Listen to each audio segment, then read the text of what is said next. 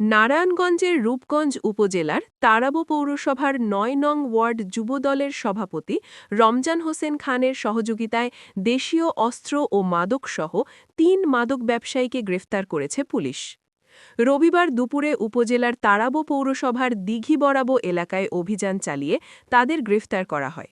গ্রেফতারকৃতরা হলেন দিঘি বরাবো এলাকার সোহেলের ছেলে জয়, বরাবো এলাকার আকবর মিয়ার ছেলে হৃদয় ও একই এলাকার আশরাফ আলীর ছেলে মেহেদি হাসান। এ সময় তাদের কাছ থেকে দেশীয় ধারালো অস্ত্র দুটি, রামদা একটি, কাটার ও ৪৯ পিস ইয়াবা উদ্ধার করা হয়েছে। এ বিষয়ে রূপগঞ্জ থানার উপপরিদর্শক এসআই সাদেক জানান, যুবদলের সভাপতি রমজান হোসেন খানের সহযোগিতায় দিঘি বরাবো এলাকায় অভিযান চালিয়ে তাদের দেশীয় অস্ত্র ও ইয়াবাসহ ৩ জনকে আটক করে। গ্রেফতারকৃতরা দীর্ঘদিন ধরে এলাকায় সন্ত্রাসী কর্মকাণ্ড ও মাদক ব্যবসার সাথে জড়িত বলে প্রাথমিকভাবে জানা গেছে। তাদের বিরুদ্ধে মাদক ও অস্ত্র আইনে মামলা হবে।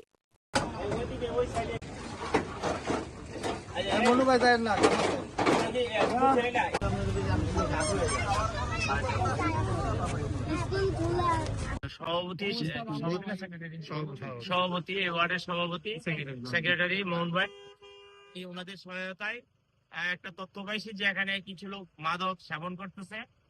তাৎক্ষণিকভাবে আমরা ওই রুমে ঢুকি, এরা ৩ জনকে পাই।